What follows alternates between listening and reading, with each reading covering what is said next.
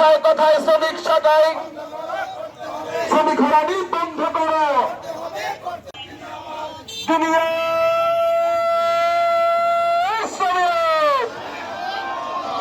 দুনিয়ার শ্রমিক এক হও, লড়াই করো।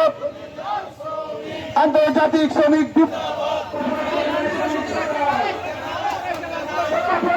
শ্রমিক সাজাই, শ্রমিকদের হয়রানি, শ্রমিকদের হয়রানি, শ্রমিক মালিক বন্ধ, শ্রমিক মালিক বন্ধ, ঠান্ডা হলে চাঁদাবাজি চলবে না, চলবে না। শ্রমিক সাজাই, কথায় কথায় শ্রমিক সাজাই।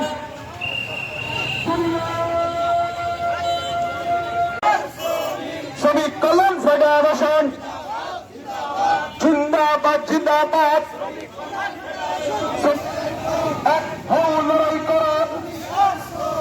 শ্রমিক হয়রানি বন্ধ করো, শ্রমিক হয়রানি বন্ধ করো। আজকে এটা অত্যন্ত স্পষ্ট হয়েছে, সেই মার্ক্সবাদ লেনিনবাদ থেকে শুরু করে মনুষ্য রচিত, মানব রচিত কোন আইন কানুন দিয়ে সত্যিকার অর্থে শ্রমিকদের ন্যায্য অধিকার প্রতিষ্ঠিত করা যায়নি, প্রতিষ্ঠিত করা যায় না। আজকে তাই এটা প্রমাণিত, শ্রমিকদের সত্যিকার অধিকার যদি প্রতিষ্ঠিত করতে হয় তাহলে ইসলামের অনন্য অনুপম সেই ইসলামী শ্রমনীতি চালু করতে হবে। এবং সেই ইসলামী শ্রমনীতি যার মুখ্য স্লোগানে হচ্ছে আল্লাহ রসুলের সেই ঐতিহাসিক হাদিস, যেখানে আল্লাহ রসুল বলেছেন সেই শ্রমিকের ঘাম শুকিয়ে যাওয়ার আগেই তার শ্রমের মূল্য পৌঁছে দাও।